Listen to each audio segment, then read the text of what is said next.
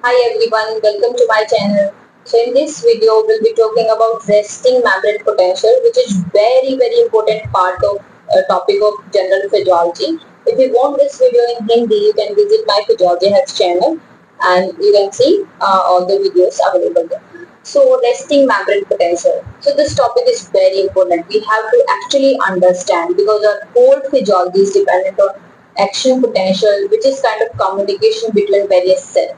Okay, so we should know what happens at rest, how the membrane potential is behaving at rest actually, and what are contributors. And from exam point of view also this question is important, so you should know how to write the answer because 99% students fail to answer this question and score good marks. So let us see what we have to write and what we have to understand in this topic. That's why I'm explaining with notes so that you can have an idea if this question is being asked in your examination how to write. Okay, so resting membrane potential. So what is resting membrane potential? The potential recorded when no stimulus is being applied to a cell. Okay, at rest, what is membrane potential? Okay, so potential difference of cell membrane at rest is basically resting membrane potential. So how you can know about this? So if you have two electrodes, for example, how scientists came to know about resting membrane potential is basically they had two electrodes on surface. So when the two electrodes were on surface, okay, then they recorded the membrane potential. The difference in both the electrode was zero, right? When one electrode is inserted inside the cell, what happens basically? There was negative deflection occurring and the membrane suddenly fall to minus 70 millivolt. Okay, so they concluded that the membrane of a cell at rest, it is negative inside and positive outside. So basically resting membrane potential, whenever we talk about membrane potential, it's always we are talking about inside the cell. If it came out to be minus 70, what that means? It means inside is negative compared to outside. Okay, so they concluded that resting membrane potential means membrane potential at rest is around minus 70 for a cell and which keeps on changing depending on various cells. Okay, then they came to know that the concentration difference in extracellular and intracellular is not same.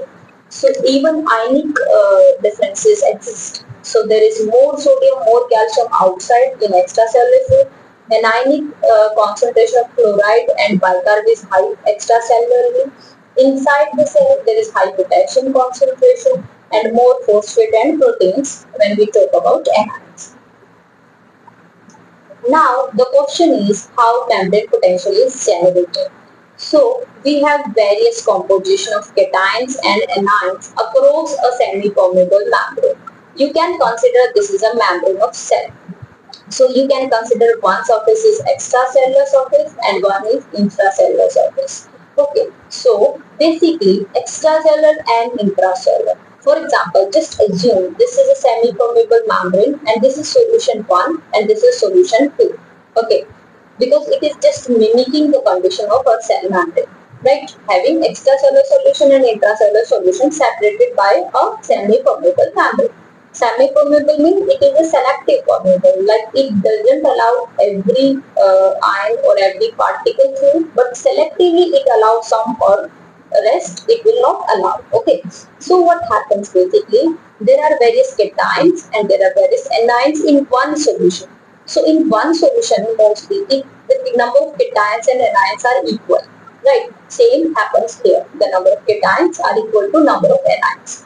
So what happens basically? There is high concentration on one side. If the concentration, you can see the cation number is high in solution B and cation number is less in solution 1. So if this cation, if this membrane is permeable to this cation or this cation is able to cross through the membrane, high concentration in solution 2 and low concentration in solution 1. If this situation happens anywhere in our body, what happens basically? There is tendency of this cation to move from solution 2 to solution 1. So always, if this membrane is permeable, there is tendency of one ion, it may be cation or anion, to move from high concentration to low concentration, but provided this membrane is permeable to this ion. Okay, is it clear? So this, if for example 4 to 5 cations move from solution 2 to solution 1, okay, so what happens to make this equilibrium? Okay, this gradient from this concentration gradient between two is called chemical or concentration gradient.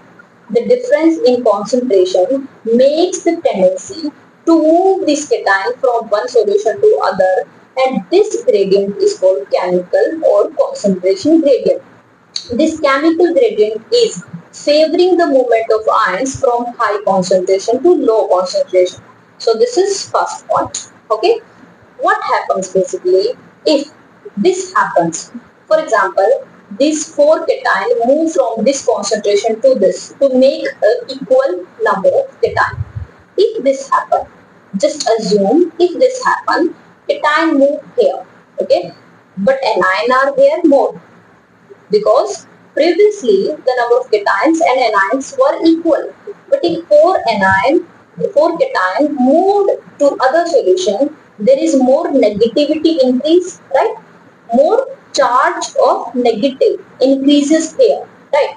Which basically pulls all the cation back from this solution, okay? And this gradient, this force is called electrical gradient. Now chemical gradient is force, is basically pushing these ions from high concentration to low concentration, and these are basically disturbing the electrical gradient. That's why electrical gradient is pulling those ions back. Okay, so these are two gradients, chemical gradient and electrical gradient on opposite side. So for any solution, there is a concentration gradient favoring the movement and electrical gradient opposing the movement. So to make a stable environment, these both the gradients should be equal. And we can say that gradient, that concentration of ions, we can call that equilibrium potential. So equilibrium potential is nothing but that potential where chemical gradient is equal to electrical gradient.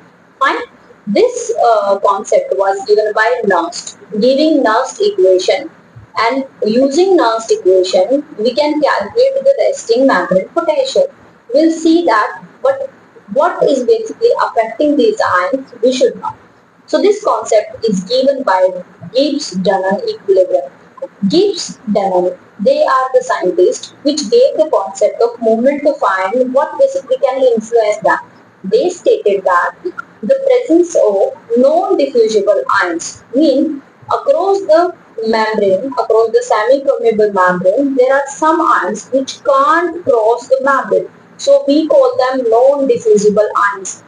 So non-diffusible ions, if present on one side, they are influencing the diffusible ion on that side. Okay, they can affect the distribution of diffusible ions. So they state that presence of non-diffusible ions, the diffusible ions distribute themselves in such a way that they are in equilibrium. So to make equilibrium, they move. Diffusible ions move to make equilibrium if non-diffusible ions are present. So basically, membrane is not permeable to that ion, that non-diffusible ion. For example, anion which prevent cation movement. So if there are anions which prevent cation movement, why? Because anion can't move. So anion will need, for example, there are 3 anion present and which can't move. Okay, so they will attract 3 cation. They will not allow 3 cation to move that direction. So to make the equilibrium, other ions try to move. So you can write this way. We can take example of this solution that there are 16 cations, 16 anions present in solution 1, and in solution 2 there are 4 cations and 4 anions. So to make equilibrium, what happens? 6 cations should move to this direction. Okay, 6 cations should move. But out of these 16 anions, there are 3 non-diffusible anions present. So these non-diffusible anions will not allow 6 cation to move to this solution. and that's why they basically prevent this movement of three cations. Okay, and this can influence. That's why non-diffusible ions are basically causing movements of diffusible ions. So you can be asked what is resting membrane potential or Nernst equation or Gibbs donnon equilibrium. Okay, so you should know this concept as well. Nernst equation tells how equilibrium is achieved for any ion at what potential. There is no movement of that ion. Means at that potential there should not be any movement of that ion. So that is equilibrium potential of that ion only, right? So Nernst equation can be used to calculate that potential where one ion will not move at all. So what happens? To achieve this, basically concentration gradient should be equal to electrical gradient. Concentration differences inside and outside of that ion, and electrical gradient equilibrium potential of inside and outside. So Nernst equation is, they derive this equation from this, that equilibrium potential of the ion is equal to RT by ZF. These are some constants, gas constants and valency, and natural log of the ion concentration inside by ion concentration outside, where A is ion. For example, it is potassium. So when we put these constant values, it came out to be plus minus 61.5 natural log of, for example, potassium concentration inside by potassium outside. Okay, so this came out to be around minus 89 millivolt. So Nernst equation for various ions has been calculated by scientists, and it came out to be potassium minus 89 millivolt, chloride minus 90 millivolt, and sodium plus 60 millivolt. Okay, so at rest the membrane potential was around minus 70 to minus 90 millivolt. So what can contribute to it? It can be potassium or it can be chloride. Then scientists assessed that at rest which ion can move through the membrane. So at rest they found that potassium permeability was high.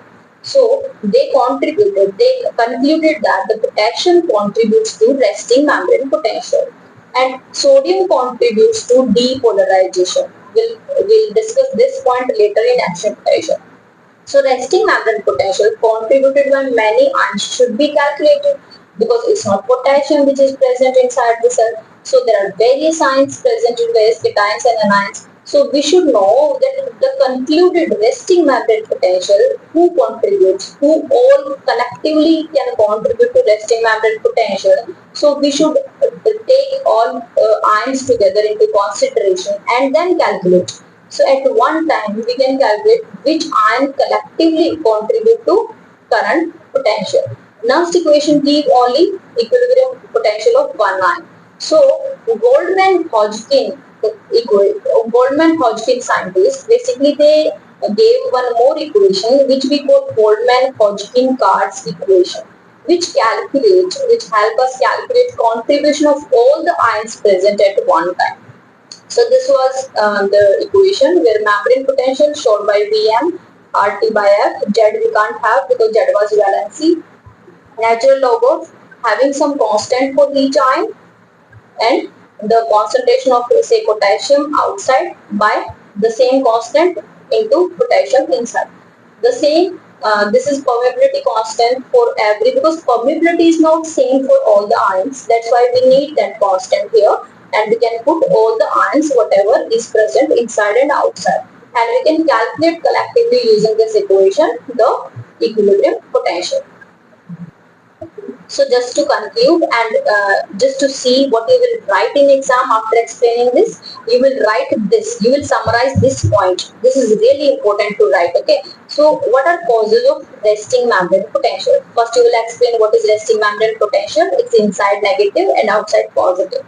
So there is charge separation occur because of selective permeable membrane, right? Because of membrane which is selective permeable, which separates the charges along the membrane. So there is charge separation occur. Okay. Then second is concentration difference in extracellular fluid and intracellular fluid is also contributing to this charge separation. Right. Then potassium is the major contributor, as we can see that resting membrane potential of a nerve cell is equal to potassium equilibrium potential. and membrane is also permeable to potassium at rest, and that's why we can say that potassium is the major contributor. And at last, sodium potassium ATPase pump is responsible to maintain the resting membrane potential. Why? Because outside sodium concentration is high, but whenever there is action potential occurring, sodium enters into the cell. So to maintain the negativity, that sodium should be thrown outside the cell, and which is done by sodium potassium pump. So it throws 3 sodium outside and 2 potassium inside the cell.